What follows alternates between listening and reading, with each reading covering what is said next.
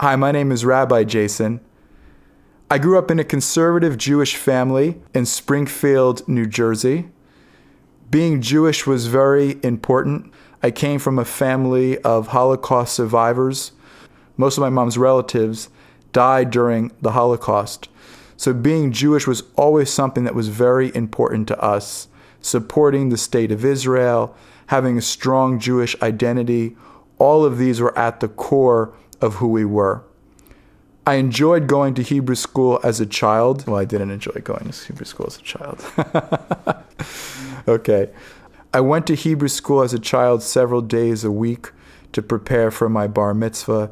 And at the age of 13, after many years of preparation, I had my bar mitzvah.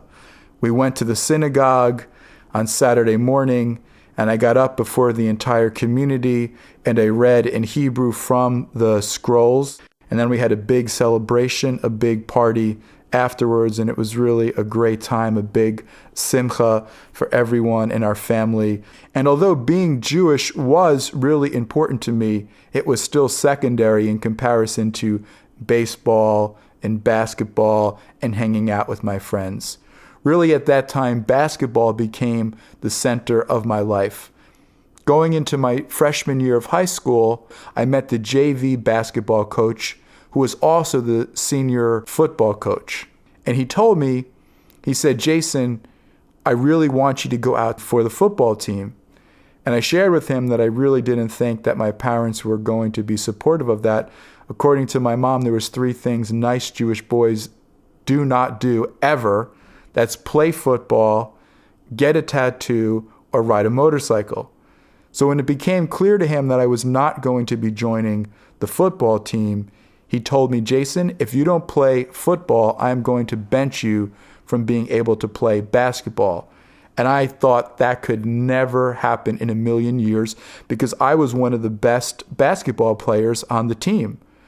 But the coach was true to his word, and he did put me on the bench.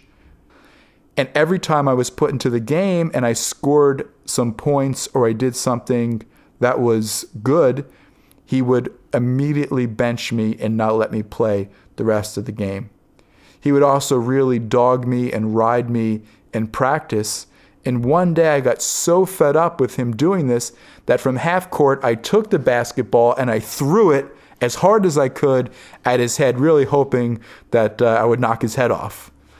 And that abruptly ended my basketball career. And with the end of my basketball career, really, I needed a whole new set of friends to hang out with because they were busy playing football, they were busy playing basketball, and that really was the center of their social life. And no longer being part of the team, I was really no longer part of that world anymore. So I began looking for some new friends, and boy, did I find some new friends. Every Jewish mother's nightmare. I became best friends with the high school drug dealer. And so I began selling drugs in the high school. The cops began monitoring me, paying close attention to our actions. I remember actually going up to New York a number of times, up to either Spanish Harlem or to Black Harlem. And we'd go up there and we would pick up drugs, sometimes in the middle of the night and sometimes in the middle of the day. And I remember a few times where we almost lost our lives. We went to pick up one time in Spanish Harlem, and there was a police raid. In this building that the drug dealers used, there were all these traps, so there were trick steps, and that if you stepped on the wrong step, you would basically fall 3 or 4 flights to your death. The apartment building was filled with pit bulls and all sorts of crazy things, and one time there was this raid, and we had to go through all these obstacles and run to the roof of the building, but it turned out only to be a false alarm. I remember one time in the middle of the night, a friend of ours wanted to pick up some ganja, and so we decided that our normal spot wasn't open, so we were just going to try to find somewhere else. And so we met some guys on the street, and they wound up being a bunch of crackheads who held us up. They told us to get up against the wall as they held knives to our throats. They took everything that we had and sent us on our way. That was a real eye-opening experience. But from selling drugs, I took the natural next step in the progression of wanting to be a gangster. So I joined a local gang. One night I was at a party with some friends, and the party was being thrown by this Filipino gang. And they saw that I was a big guy and that I was strong and tough. And they said, "Hey, Jason, would you like to join?" Well, after having a few drinks, I figured this sounded like a really good idea. What could be wrong with this?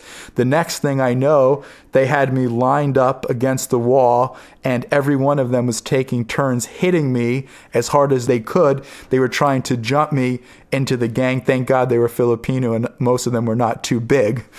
But they were jumping me into the gang. And then as the grand finale, a sign of my commitment to the group, a sign of my commitment to the gang, to the posse, they took a cigarette and burned 2 marks into my forearm and then taught me the secret gang handshake.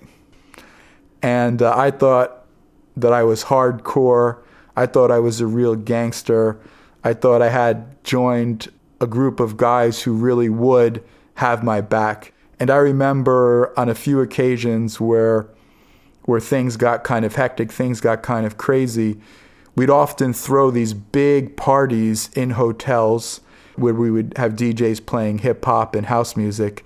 And I remember after one event, there was a rival gang that didn't like us at all. There was a lot of tension between the two groups.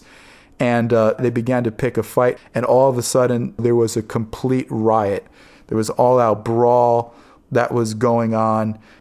The next thing I knew, there was tons of police officers running into the hotel, breaking up the fight, pulling people out. And I remember some of my friends and I went out into the parking lot, and there were some Vietnamese friends from another gang that were also there, and they said, "If you want, we'll stand with you. We can settle this right now."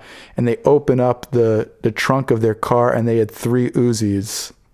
And at that point, I knew this was no longer a joke anymore, that this was really serious, and I really needed to take stock of where my life was heading. I was a DJ at the time, but I really wanted to take it to the next level. And so I had an opportunity to get a job working as an intern in a large recording studio in New York City. I went from being an intern as an assistant engineer to actually running the tape library at the recording studio. As I was working in this large recording studio in New York City, trying to pursue fame and fortune among the rap stars and among the rock stars, I looked at the lives of all these famous individuals, and I said to myself, there has to be more to life than this. They had fame, and they had fortune, and they had everything that I thought could ever make me happy in my life. But as I looked at them, I realized how unhappy they were, how dysfunctional their families were. I realized I really needed something more. And that's when I really began my spiritual journey. I got involved in martial arts, and through martial arts and my best friend John, who is not Jewish, I began to study and to read Eastern philosophy and religion. And through that, I basically became a Jubu. I had a hunger and a thirst for the divine and for spiritual power in my life. I was looking for meaning. I was looking for purpose, and I was willing to travel to the farthest ends of the earth in order to get it.